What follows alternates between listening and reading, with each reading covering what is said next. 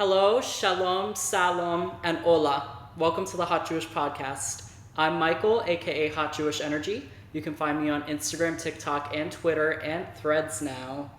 I guess it's called Threads. No, that's Twitter. Now it's X, but that's besides the point. You can find me on all those social media platforms at Hot Jewish Energy, at Hot Jewish Podcast, and at Michael T. Valdes with an S at the end. Welcome to the second episode. This isn't the second episode that I'm filming, though. This is actually the last episode that I'm filming, and it is coming out, the series premiere is coming out in less than a week. So we are doing it now. It's been very tough trying to plan this, but we finally got it down, and today is a very, very special episode. I say that about every episode, but you know what? This is probably one of the most important episodes of the season, because it is with my mom. And she is here. She's waiting to be introduced, and I made her step out. But it's going to be very, very fun. It's going to be very informative. It's going to be very female empowering because she is a boss woman. So there's that. She's a Middle Eastern boss woman. So you know she means when shit goes down, shit goes down. So without further ado, I'm happy to introduce my mom, Dr. Edna Kapenhas. Yay! Hi! Hello. Welcome. Thank you. Thank you for having me as part of your podcast. And Stinky too, I'm sorry. This is Stinky, our dog. He's a Maltese and he's having a nice little siesta now. So we're gonna have some fun. So how are you? I'm good. You're good? Thank you for having me. But you don't even need to thank me. You knew you were gonna be on this from the second it started. But we're going to start off with talking about this food that I have right here. We're going to show it into the camera. For those of you listening, you should be watching. But here, this is a beautiful dish called fesenjun. It is a Irani dish. And I hope the mic still is doing its thing. But Mom, do you want to tell them about this dish that I'm about to consume? And Stinky, I know you So want to. it's one of the traditional Persian food that's made with, traditionally it's made with chicken, but you can use other stuff. You can use duck, turkey, some people even use beef, but more commonly you use chicken, and it has walnuts in it and pomegranate. So it's a very interesting dish. Yes. All right. I've tried it already. It's delicious, but we're going to do it again. I have not eaten today, and I'm going to be eating this during it because I need food, but it's her food, so it makes sense, but. Bon appetit. Nushajun. Nushajun. It's good. And she made it with potato tadig. For my Persians watching, this stuff is so good. This is going to be very difficult for me to eat during this, but we're going to try. But you've already talked about this with me a lot, but I think it's important that people know what the immigrant experience is like being from Iran. So I want to start off with, what was it like growing up there? I know you left when you were very young, but from what you do remember, what was it like growing up? So I came here when I was 15 years old. I'm gonna give away my age now, but that was in 1983. So when the revolution happened in 1979, everything completely changed. So prior to when the new regime took over, when Shah was there, things were completely different. It was very westernized, very Americanized, very American friendly. And after that, of course, everything changed. So for me, it was a complete shock, even though I was very young, but it went from, prior to 1979, where you could openly practice your Judaism and wear whatever you wanted, walk outside with whoever you wanted. It drastically changed to, okay, now you got to cover your hair, You got to wear modest clothing. You can't walk outside if you're a female. You can't be with a male unless they're your husband or you're going out to get married. You couldn't just have a date or just have a friend who happens to be a male friend. And even though the governments, said they're open to Jews practicing Judaism, there was a lot of restrictions. When that change happened and the government was overthrown and the radical Islamic regime took over, how were you able to get out? Because it was probably very, very difficult for most people to get out, but how were you specifically able to get out? So it was very difficult, especially for Jews to get out. I was able to get out because my mom, your grandma, had medical problems, and she needed a treatment that was available here in U.S. So and wasn't available there. Was not available there. So we got special permission to get her here, and they allowed me to leave with her, to accompany her. Okay. Once we came here, of course, so we were on a visa. Once we got here, we basically put in our refugee status and did all the paperwork, and eventually, first green card, and then after that, after many years of You didn't get it until you were 21, right? For my citizenship, I was in my 20s, yeah. You were around beginning my of age. my 20s, I think. Yeah, it took several years to go through the whole process of Yeah. a long time to get the citizenship, yes. And that's interesting because a lot of people say the opposite. They say a long time ago it was very easy to get your citizenship. Well, it still took several years to get it, because you got to go through the different processes of getting it and filing all the paperwork. And When you finally came here, as you were well, it was probably a very big cultural shock for you being here. Where did you end up going to school? I mean, I already know this question, but they don't know the answer. so What was the environment like? came here, it was in August of 1983. Just shortly after that, I started. So August of 1983, 93, 03, 13. You've been here for 40 years this year. Wow. That's correct. Yeah.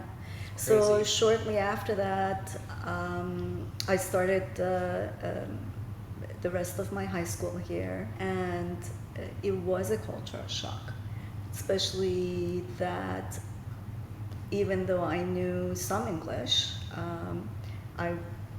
it wasn't nearly enough to understand what was going on in classes. So it was very difficult. The culture was different, so it was a culture shock. And the language barrier was very, very difficult. But How did people treat you? so I started in yeshiva. Orthodox yeshiva, Orthodox nonetheless. yeshiva, nonetheless. And you guys weren't Orthodox. That's correct. So you already had one thing against you. Now you're also a refugee, you're a foreigner. I'm a refugee, I'm a foreigner, I don't know the language very well, so I can't really openly and fluently communicate with all the other kids in school. I did not have as many clothes as they had. I wasn't a fashion, it wasn't, we didn't have much money, so it was just basic clothing. Whereas, all the other students had multiple clothing. Some of them, They were very well off. Most of them were well off, and whatever was in fashion was the thing to wear. But we couldn't afford that, and so I was, it was difficult. That was difficult as well. I was teased.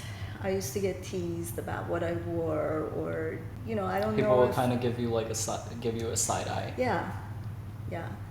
Interestingly, because the education was more advanced In Iran, little by little, the kids warmed up to me, because now they realized that my math, for example, was more advanced than theirs. So they would ask me, "Oh, how do you come up with this problem?" or something like that.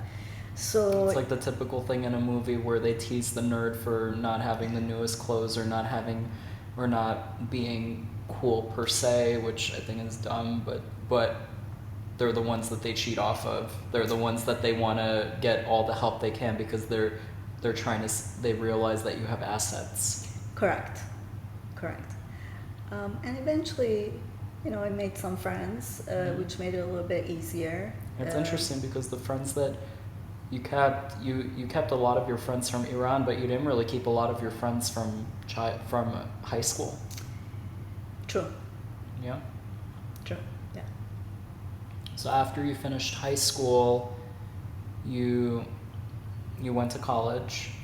You were first generation to go to college. Initially, I studied to become a laboratory technologist so I could work and make some money while I go to college.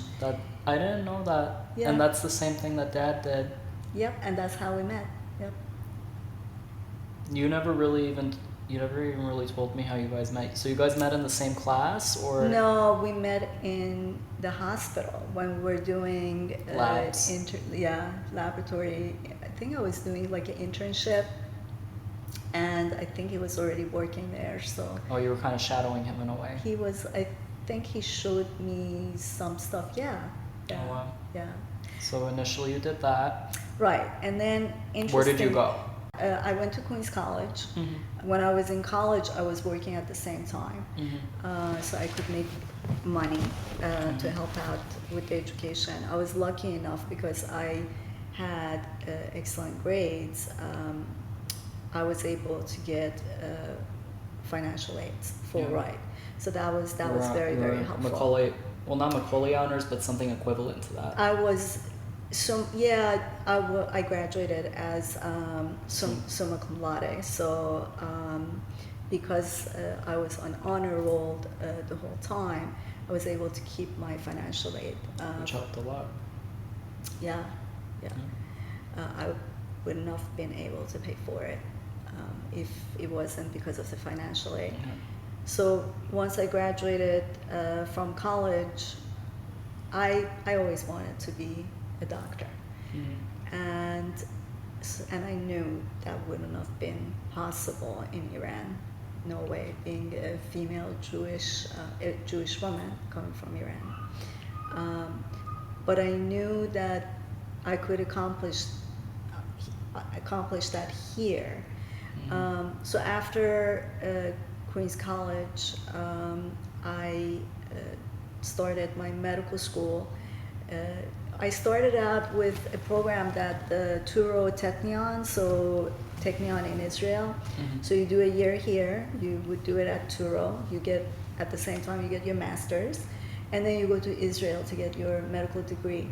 So I got my master's here. I went to Israel for 2 years. And that was the first time you were in Israel? That was the first time I was in Israel. And you lived in, where did you live? Haifa, Mount Carmel, Haifa. So although beautiful place, and I love Israel. And you got robbed. Yeah. As a tour, they thought we were tourists. When we moved into the apartment, we had some, electrical stuff that we had brought, camera and stuff like that we had with us. And when we were home in the apartment, they robbed us. They took everything. So I stayed there for 2 years. I became very homesick. I wanted to come home, so I came back home. I transferred to SUNY Buffalo School of Medicine, and that's where I got my medical degree at SUNY Buffalo. And you don't miss it there? Buffalo? No, it's the extremely cold. Terrible. The winters were terrible. Yeah, for someone who doesn't like cold weather, it was terrible. But I survived. Yeah. Yeah. So then you finished medical school. Where did that lead you to? I finished medical school, then I did a general surgery residency, which was for 5 years. And I became interested in breast cancer, so I decided. And you, if I'm remembering correctly, you wanted to do something different originally. Yeah, so originally I wanted to do cardiothoracic surgery, which is the surgery of doing heart surgery and chest surgery. But towards my 4th year, I decided I wanted to become a breast surgeon. So once I finished 5 years of general surgery, then I did another year of specialty. It's called a fellowship in breast surgery. What led you to breast cancer, though? Why specifically that? So something personal that happened in my life, which I'm gonna keep that No, that's yeah. Private. However, something personal happened in my life related to someone very close to me, and also I realized how much research there is in breast cancer and how much it has progressed. The progress in breast cancer, where years ago breast cancer was a death sentence, is no longer true, and every day there is more progress. So that that helped me pick this. You wanted something that you would continue learning. You didn't want something where it was just going to stay the same pretty much for a very long time. Yeah, I wanted something also that I can develop a rapport with the patients, that I would follow them forever. I get to know them. Felt more personal. Felt more personal, yeah. Whereas, if you're a general surgeon, not that there's anything wrong with a general surgeon, but you do a surgery on someone, you do their gallbladder or their appendix, you see them, after surgery, and then after, okay, come back if you need me. Whereas your breast cancer patients, I follow them for life. They come back every year. Yeah. Yeah. I know you were in the city originally. You were at Beth Israel, which is now Mount Sinai. They bought it out. But Correct. What led you to wanting to go out to the Hamptons? When I was in Beth Israel, a position became available at Southampton. I was approached, believe it or not, it's a small world, by the chief medical officer of Southampton Hospital. Happened to be my mentor when I did my residency. So he found out I was a breast surgeon, and basically he approached me and he wanted to recruit me, and that's why I joined Southampton. They needed a breast surgeon, and I thought it was a great opportunity to join a community that really needed this specialty. That was the best decision I made. The community. Because now you're the head of your own center. You're your own boss in a way. And the community really appreciates me being there. It's a very small community. Yeah, it's a community-based hospital.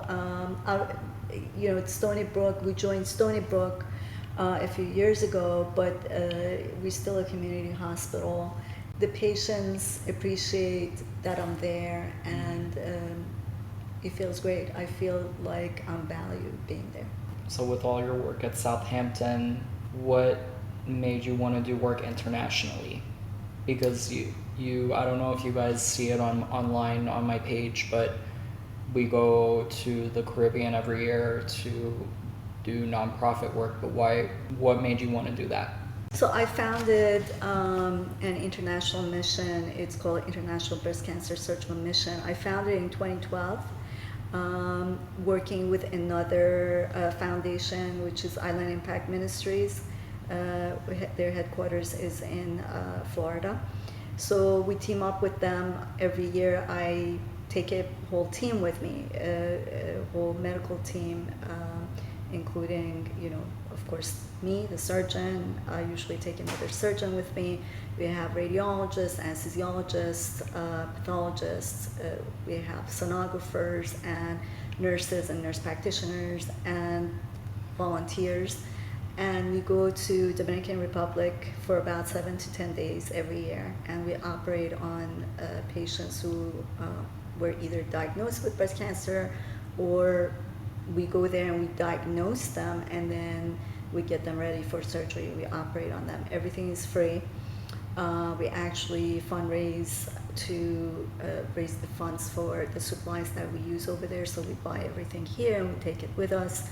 The rest of the expenses, as far as the housing and the airfare, we pay for it ourselves out of our own money, and we use our own vacation time to do that. So what made me want to do this, I always wanted to do that, and I really didn't know how to start it, and it just, I got lucky. Somebody approached me and said, well, I know this foundation, do you want to team up with them? And I was like, fantastic. I've been wanting to do this now for a while. I just didn't know how to start it. What's amazing is these patients, unfortunately, they have nothing. And some of them come from other places. Some of them come from Haiti. They're not insured. So these women actually cross the border from Haiti. They come to Dominican. Unfortunately, it's sad to say, but even Dominican, they don't want the Haitian people going. Not all there, of them, so.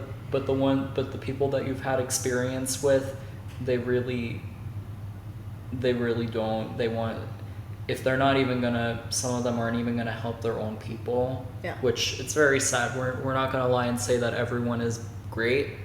There's some people that, I go every year with my mom and I see how selfish some people are, and they don't even want to treat their own people in their own country, let alone why would they treat other people that are crossing the border. So, sometimes, a lot of the time you can't really do anything for them. I see that, and it's really sad because they're so far gone. Yeah. So this year, February of this year when we went, there were like two women. One of them was very young. Both of them, they were too advanced, and there was nothing we could do for them. It was already too advanced to do anything, unfortunately. So, so it's a sad situation. Yeah. But it really, at least for me, someone who's lay, who's not, when I say lay, I mean someone who's not medical, when I go there, for me at least, it's a reality check that I know everybody here in the US, we're very, very critical of our healthcare system, and we want the healthcare system to be better. You always want the healthcare system to be better. I went through that we're filming this after my dad passed, but we went through that with my dad, and it's truly disgusting how not only they treat people over 65, but people with disability in this country. It's really, the nursing home system, frankly, it's disgusting. It's inhumane in a way. And I know how critical we are of our healthcare system in this country, but we need to be thankful, because in third world countries like the Dominican and Haiti, it's way worse. It's like, here, sometimes people get so hissy because they can't get the prescription, or they have to pay for their medication. Imagine you can't even have cancer removed, or it's completely out of pocket and it's not covered. I know people, like you said, criticize the healthcare system, but still, no matter what, I think our healthcare system is the best. It's one of the best. It's one of the best, yes. Yeah. And we take it. We should not take it for granted. Mm-hmm. That I think the treatment that everybody can be treated here. Nobody gets turned away. So there's always some place that you can find that they will treat you, no matter what, whether you're uninsured, underinsured, documented, undocumented, you can still get treatment no matter what. You in Southampton, a lot of your patients are undocumented and they're not legal here. So that's correct. We have undocumented patients. We have, obviously they have no insurance. We have documented patients who are not insurance, or they're not insured, or they're underinsured. Everybody gets treated. Nobody gets turned away. So we pretty much encompassed your journey to where you are now, and all the amazing work that you've done and that I've seen you do. I mean, I've been in the operating room with her. I've viewed her surgery. I obviously suited up, completely sterile, but getting to see all that you do, because you get to see what I do all the time. She's at almost every single one of my performances whenever I have performances, and I just when I go on that mission every year, that medical mission, I always get to see you do what you do, and I think that's really cool. And it's very life changing. I have to say that being on that mission, it really, I enjoy going every year because I enjoy seeing how happy all the women and men do get breast cancer. Always make sure that you don't have lumps, whether you're man, woman, whatever gender you identify as. Always check, make sure you don't have lumps, especially if you're on hormones. I know you always talk about that.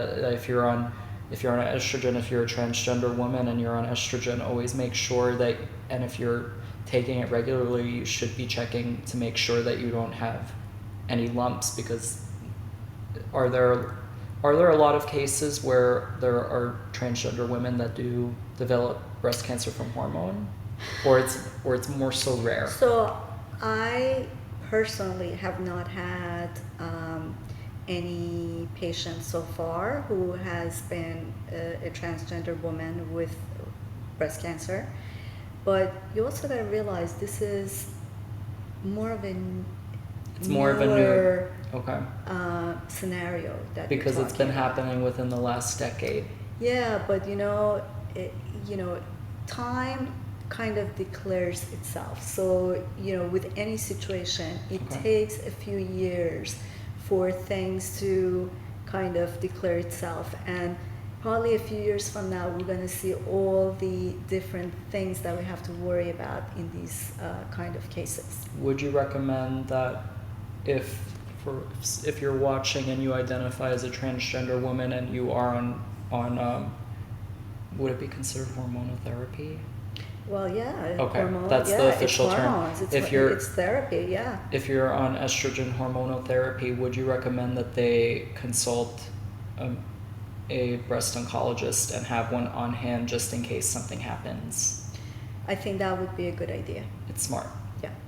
Okay, you heard it from a breast surgical oncologist. If you're a transgender woman and you're on hormones, make sure you go get checked out, because you want to make sure that you're not getting cancer. So, but keep doing you, keep being fabulous. With all of what we've discussed in regards to how you got to where you are now, do you think that the experience that you've been through coming to this country, with the language barrier and with getting accustomed to what it's like here, do you think that had an influence on who you are now? Absolutely. So I think the challenges that I went through, that molded me into the person that I am now. But I should say that I think going to medical school and specifically the residency, and then dealing with my patients every day, just sitting there and listening to them to help them with their challenges, with their difficulties, with their everyday struggles, dealing with their cancers and going through the treatment, post-treatment, survivorship. I think that all of that molded me into a better person, definitely a better physician. Do you think you're that same person that came here when you were 15, or that person is gone? Oh, that person is absolutely gone. Yeah, no, I'm not the same person. Do you miss that person at all? I don't. Do you miss that sense of innocence? I would say I probably miss that sense of innocence, yeah. But you also got to realize I was very shy, very timid. I think going through this whole journey changed me. I became more vocal, more involved with different things, not so shy anymore. So a completely different person. For the better. I think for the better. I'm happy with who I am. Do you think you're still learning parts about yourself every day? Do you feel 100% confident in who you are, or do you still think there's room for a shift? Oh, so I 100% think that there's always room to learn about myself, about other people. Medicine is a ever evolving, you know, topic, right? I mean, I always try to teach my residents and medical students that the day you think you know everything and you learned everything, it's time to stop in this field, because I learn something every day. You go to conferences every year. Some of them I tag along with her on because I want a little vacation, but yeah, it's yeah. a continuing education. Medicine is continuously evolving.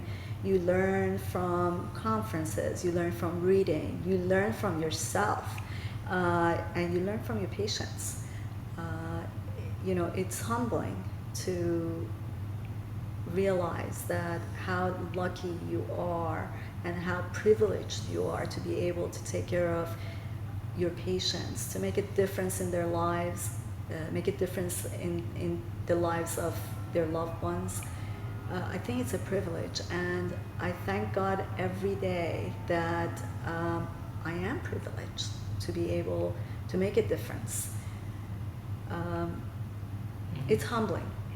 It's humbling because every time I walk into a patient's room and I have to give them the bad news that they have cancer, it keeps me grounded. It keeps me humble to realize how lucky I am. And sometimes I tell myself, what are you grumbling about? You're lucky that you're healthy, yeah, your family is healthy, and you're able to help these patients to get through what they need to get through.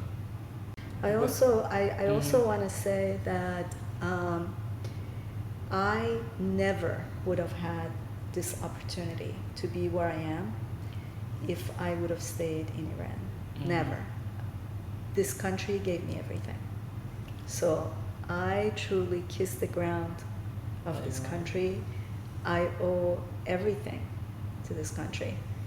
And I think this is the greatest country in the whole wide world. I love this country. That's actually a perfect segue into how do you feel about all the recent issues that have been happening in this country, whether it be with anti-Black racism or anti-Semitism, and as a Jewish woman, how is it affecting you, if it is affecting you?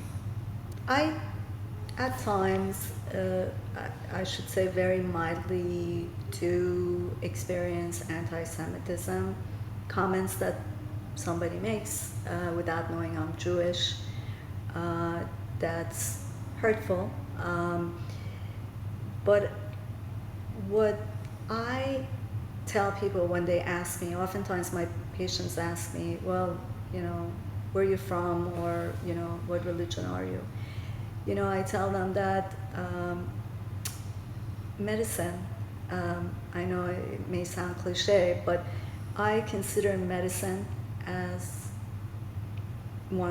as my religion. Yes, I'm Jewish, but I'm a doctor. So I look at everybody the same. A patient is a patient. A life is a life. For me, it doesn't make a difference if, you know, based on the color of the patient or the race or ethnicity of the patient. Or their creed, sexuality, none gender. None of that matters. When I look at a patient, I don't see, someone who is black or white or, any other person of color. I don't, yes, most of my patients are women. I do have male patients with breast cancer. As I said, at this time, I don't have any trans patients with breast cancer, but I do take care of some patients who are thinking about transition. But I look at them, they're a patient. To They're a me, human being. they're a human being, and the treatment is the same. It doesn't matter, based on any of those categories that we just said. So to me, oftentimes, I think my staff sometimes feel, make fun of me because, when we're trying to talk about a patient, Miss So-and-so, and, I can't remember if Miss So-and-so is white or black. Because when I'm looking at them and examining them, I just see a human being. So later on, I can't remember what color they are, and it really doesn't matter to me what color they are. I don't know if they're insured or they're not insured. I don't look at their paperwork to see if I see them as a patient. So I feel privileged to be able to be in that position, to help them the same. Everybody gets the same treatment. And yes, sometimes you refer to someone who's a family member of an employee as VIP, but the truth to me is every single patient is a VIP. So nobody gets, more special treatment than anybody else because the treatment's the same. Mm-hmm. So,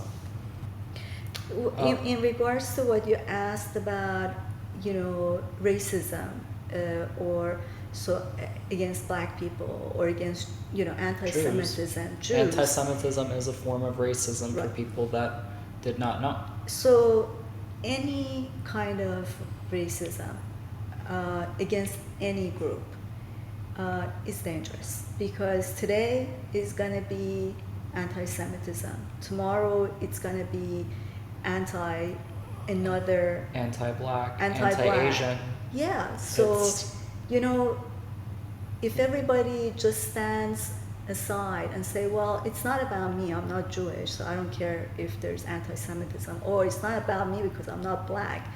If everybody took that attitude, then I don't know. the problem wouldn't be solved. Not only the problem wouldn't be solved, the problem would get worse. will get worse because, today is one thing, tomorrow is going to be another group, and every day another group is going to be targeted. So, unfortunately, there are people who say, well, it doesn't involve you. Why are you, talking against it? Because it's not right. So even if it doesn't involve me as a Jewish woman or as a Jewish person, I'm going to talk about it. I'm going to speak against it, even if it's not anti-Semitism. But if something's not right, something's not right. It doesn't if something matter. is not right, unfortunately, we can't take that attitude. That's the attitude. That's how Holocaust happened, right? There was very few. That's how slavery happened. Of Jewish people and black people. Right, because most people basically they turned a blind eye. Right, and they stay silent. Yeah. But being silent and not speaking up is worse than actually committing the crime. Because you basically being a bystander is worse. They say Correct. there's the saying that you're not going to remember what the I forget the exact wording, but you're not going to remember what the aggressor said. You're going to remember the silence of the people around you that didn't correct. say anything. That's correct. And we witnessed that. I know I witnessed that sometimes where somebody says something, like anti-Semitic, and then, and the whole room is like silent. And you wonder, wait a minute, was I the only one who heard it, or it's just Am nobody I the only wants one to that has a problem with it? Yeah, it's the silence can be deafening. It's a lot, and I appreciate when Jewish people come forward and they speak up, because I know some Jewish people are afraid, but for whatever reason they're afraid. But for my non-Jewish friends and supporters who don't speak up, that's way more upsetting than when Jews don't speak up, because in the ethno religion that we're in Judaism, we've always stood up for each other. More recent years, some people have kind of been slacking, and I think people need to pick it up. And I think some people are afraid. Very afraid, career. Some people tell you, Michael, you shouldn't wear your Magen David because people are going to see you Jewish, and you're a target. You can be targeted. But how are you gonna stand up for what's right if you're gonna cower? It's so never, you don't need to hide your Judaism. But I remember you always you say that if it's a situation where you really think that your life is gonna be in danger, and we know one of the biggest principles is saving your own life. Correct. Protecting your own life and protecting another life. Those are big rules. So if it means not putting on your necklace one day because you're in an area that you don't think you'll feel safe, that's okay. It doesn't make you any less Jewish. It doesn't make you any more Jewish. I feel pride when I wear my necklace. But you gotta be smart about it. You gotta be smart about it. Yeah. And you gotta know what area you're in. You gotta know what people you're surrounded by. If you're going over to a friend's house and you're gonna be in an intimate setting and you know your friends are supportive, wear whatever the hell you want. Do whatever you want. But if you're gonna be walking out in the street at whatever hours of the night or morning or whatever, and you don't know the area well, you don't know that it's gonna be a safe area, maybe tuck it in. Maybe put it in your pocket. Never cower and never reject who you are, but maybe don't put it out on display, because putting it out on display, someone may break the glass and take it. That's actually a good analogy. I'm gonna use that more. If you feel like someone's gonna break the display, why even have it on display in the first place? Yeah, there are people who tell me, if someone asks them, they don't say they're Jewish. That's where yeah. I have an issue with that. Yeah, I don't advertise, I'm a physician. I don't go around telling my patients, oh, by the way, I'm Jewish. Obviously, if someone asks me, don't hide it. I'm not going to hide it. If someone tells me, do you celebrate, what holiday do you celebrate? Okay, well, I'm Jewish. I celebrate the Jewish holidays. So I'm not going to lie about it. I'm not going to hide it. I'm proud to be Jewish. But I don't necessarily go around, yelling that I'm Jewish. Yeah. It's not, like I say, Judaism isn't a one-size-fits-all. It really isn't. It's what you make of it. It's what you feel comfortable doing. It's what you feel safe doing if it's a matter of safety. And I feel it sometimes that, I don't know if you feel it, but even if I'm in a room full of other Jews and we're all doing our own thing, sometimes it just feels lonely. In what sense? That everybody is advocating for the same thing, but you don't feel connected while advocating for it, if that makes sense. Or that you celebrate the holidays, but sometimes you don't really feel connected with everyone else. You don't really have that sense of community. I think it also depends, what's the population around you? Who are they? Because there are different groups of Jewish people. There's the ultra-Orthodox, the modern Orthodox, conservative, conservadox, yeah. Reform, yeah. And unfortunately, maybe the ultra-Orthodox doesn't consider they don't embrace. Yeah. They don't embrace Reform or conservative because they're not religious or observant enough. It creates a separation. And which I know it a lot shouldn't of, be. and racially too. There's a lot of, True. unfortunately, Yeah. and we have to take a moment and acknowledge it because it's there. It's the elephant in the room.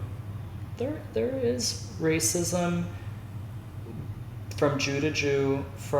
There's a lot of there's a lot of anti-blackness within the Jewish community. Not all Jews are anti-black. We're going to make that very clear, but there are some Jews that are not very receptive toward black people.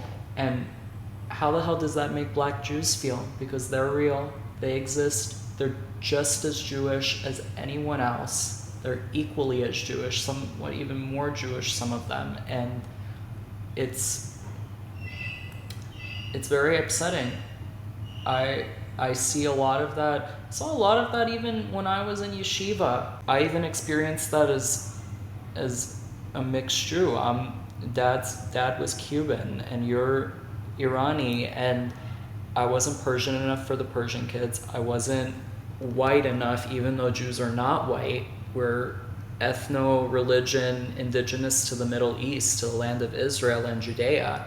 I wasn't Ashkenazi enough or European enough or white enough or whatever we're going to call it for the Ashkenazi kids. And it was very patronizing. I don't know what the right way to say it is, but I'm white passing. And I felt that because I was Hispanic, and I feel like that sense of racism within our own community with some of the members of the Jewish community, it's really sad. And also that, I mean, this is one of the main reasons why I created my media company. It's to show that Jews are just all different shapes and sizes and colors and creeds, and all Jews they're just so many different types of Jews, and I feel like this country just whitewashes Jews. We're seen as, oh, we love bagels, we have white privilege, we're all rich, we have money, and it's the opposite of that. And I think that's something that just needs to be like directed out of our minds, that we're not white.